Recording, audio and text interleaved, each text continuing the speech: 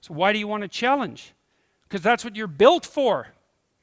That's what you're built for. You're built to take on a maximal load, right? Because that's what strengthens you, and you need to be strong because life is extraordinarily difficult. Hello friends, today in this video let us watch this excerpt of a lecture by Dr. Peterson together and gain lessons from it. So when if you watch yourself, you say, well, I had a particularly good day at work. And what does that mean?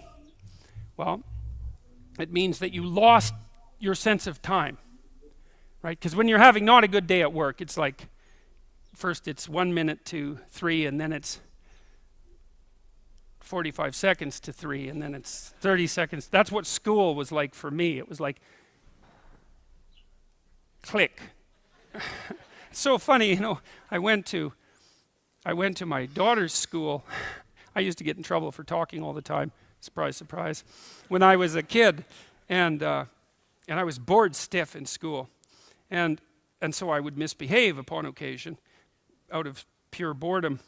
And about 21 years ago, I went to my daughter's school to sit for a class. It was about an hour long, and I was sitting there, and the teacher had all the kids on the floor and was having some of the kids read to the others, and some of the kids who were reading couldn't read at all.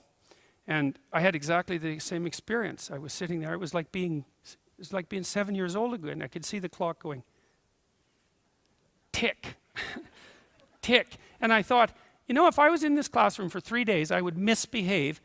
40 years old, I would misbehave exactly like I did when I was 6. No.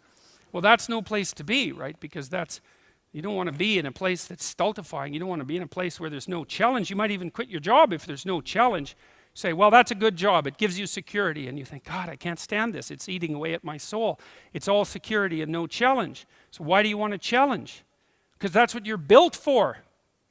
That's what you're built for. You're built to take on a maximal load, right? Because that's what strengthens you, and you need to be strong because life is extraordinarily difficult, and because the evil king is always whittling away at the structure of the state, and you have to be awake and sharp to stop that from happening so that you don't become corrupt, and so that your family doesn't become corrupt, and so that your state doesn't have to become corrupt. You have to have your eyes open and your wits sharp and your words at the ready, and you have to be educated, and you have to know about your history, and you have to know how to think, and you have to know how to read, and you have to know how to speak, and you have to know how to aim, and you have to be willing to hoist the troubles of the world up on your shoulders.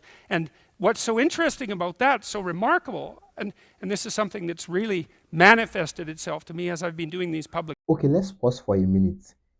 Do you notice how he has been able to establish to us the reason why we have to take on challenges voluntarily? One reason we could pick out is that life on its own is difficult. Life is going to bring challenges for us. So we should take on challenges voluntarily so that we'll be able to prepare. We gather knowledges, we become stronger, we get the skills. And note how he pointed out some skills we have to learn, such as you have to know how to read, you have to know how to write, we have to be very strong against life challenges. We should be following up. Let's continue watching.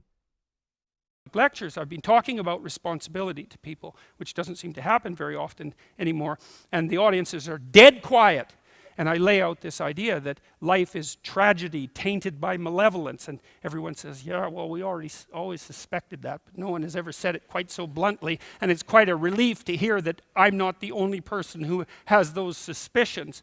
And then the second part of that is the better part, and it's the optimistic part, which is, despite the fact that life is a tragedy tainted by malevolence, at every level of existence, there's something about the human spirit that can thrive under precisely those conditions if we allow that to occur. Because as difficult as life is and as horrible as we are, our capacity to deal with that catastrophe and to transcend that malevolent spirit is more powerful than that reality itself. And that's the fundamental issue. I think that's the fundamental issue of the Judeo-Christian ethic, with its emphasis on the divinity of the individual, as catastrophic as life is. Again, right there, that is a point for us to pick out. Is emphasis on No matter how difficult life is, or how vulnerable we are right now, how unsuitable our life is to us, we have the capacity to change it. That's what he tried to point out recently. Let's continue watching. And as malevolent as people can be, and that's malevolent beyond belief fundamentally. A person has in spirit the nobility to set that right and to defeat evil.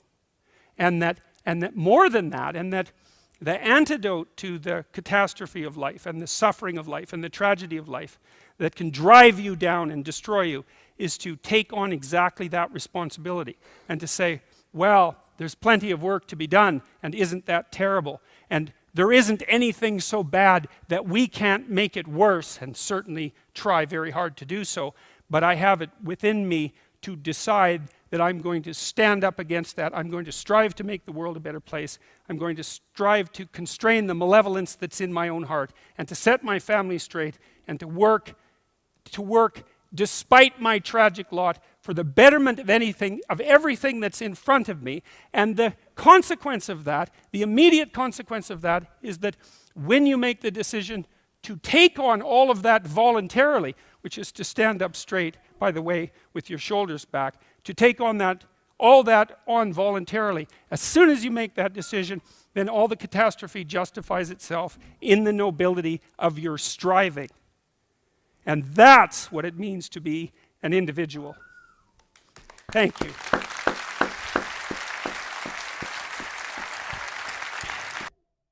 Exactly.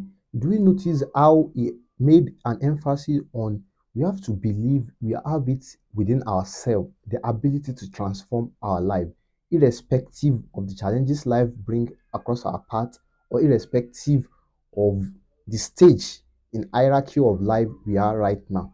We have to stand up straight and face our responsibility. If we don't do that, who will do it for us? So don't forget to subscribe to this channel, as I will be making more reaction videos like this in subsequent time.